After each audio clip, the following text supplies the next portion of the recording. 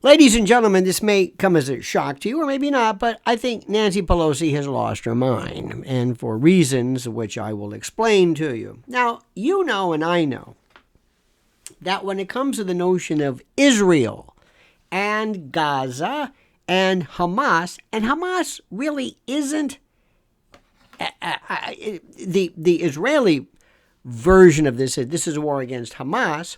Others will say Hamas really isn't as much a part of this, though this might have certainly been a part of the October the 7th initiation. But in any event, Nancy Pelosi says, and let me see if I can get this straight. This you can't believe this. She said on Sunday, this past Sunday, one of the shows, that American protesters calling for a ceasefire in Gaza are spreading, quote, the message of Vladimir Putin. On CNN's State of the Union, she says, for them to call for a ceasefire is Mr. Putin's message. Mr. Putin's message. Make no mistake, this is directly connected to what he would like to see. Same thing with Ukraine. It's about Putin's message. She also made the claim that the demonstrations and the various activities and protests were linked somehow to Russia, and she called for the FBI to somehow investigate. She said, quote, some of the protesters are spontaneous and organic and sincere. Some, I think, are connected to Russia. And I say that having looked at this for a long time now, as you know. I've looked at this. What have I seen? I don't know, but I've looked at it.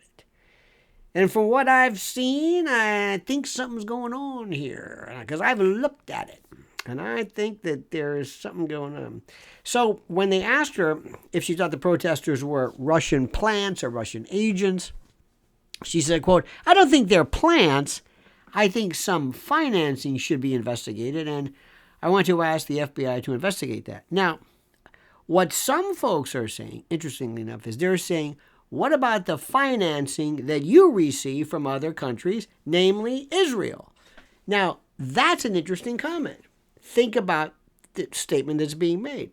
And by the way, look at this thing just for what it's worth, not as to the participants. Remember, if Israel was called France, it would be completely different.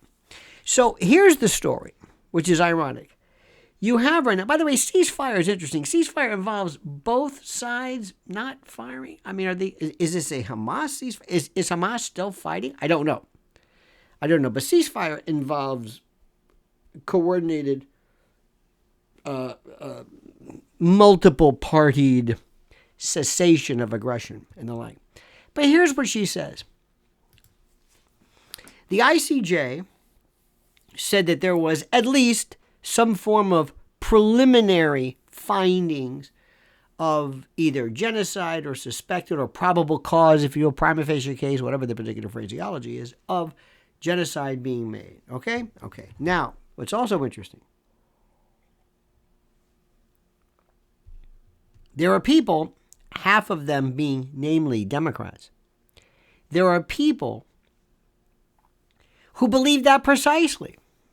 So what Nancy Pelosi may be doing, rather than to execrate the policies and the protocol and the programs of Mr. Putin, maybe what he's doing is he's endearing Putin to a lot of people that frankly would not have thought so had she not told him he's advocating ceasefire.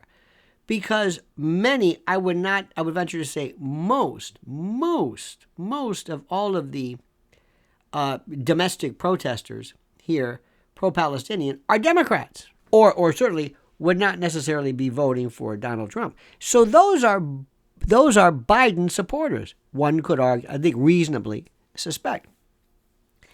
If Nancy Pelosi is saying those people that basically are the folks, by the way, let me rephrase this: Russia, whom you have considered to be, the enemy of this country and everything since Russiagate, they're basically advocating that which you endorse anyway.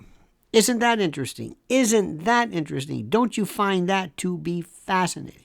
And isn't it also interesting that I'm trying to go on this show to tell people that the message of ceasefire is Putin's message. So I've just told most of Nancy Pelosi's constituency, I could argue, most of those people, that Putin is more on your side as it comes or as it pertains to Israel than I am. Now, this is insane stuff. Nikki Haley one time said, October the 7th, that happens to be Putin's birthday. Coincidence? I don't think so. Well, Nikki, it's also John Mellencamp's birthday, and I don't know, little pink houses, maybe pink, red, pink, get it? Pinko, Hillary Clinton years ago suggested that, I'm wondering if maybe Putin and Trump were on the phone, they were talking on January the 6th, because this Putin. It's run its course. Everyone has habituated to this. They've how do I say this? They've hit a level where it doesn't mean anything anymore. Nobody's responding to it anymore. And as far as, we always talk about, Biden being over the hill. Nancy Pelosi, she's gone. I mean, she's just, I'm not even going to bring up anything about her husband.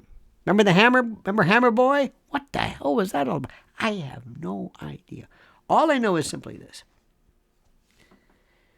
The cadre of conservative and Washington-focused people, in terms of their connection to the Israeli claim and focus, is completely inconsistent with, dare I say, most of the world, and certainly most of the Democratic constituency. Doesn't make it right, doesn't make it wrong, but understand, with a very tight election coming up, and by the way, it's across the board. Bobby Kennedy has shown absolute fealty. Trump certainly has, and Biden has. So there's no daylight between any of those. So who is going to speak as to that? How does that affect the undecided, or rather the tepid, heretofore Democrat? Especially now after you've realized that this has to do with John Mellencamp because October the 7th, but I digress. What do you think, dear friends? Wade through this. Negotiate the various issues. Subscribe to the channel. Hit that little bell so you're notified of live streams, new videos, and whatever I do, I beg, beseech, implore, import you, and ask you to comment. Comment as you see fit.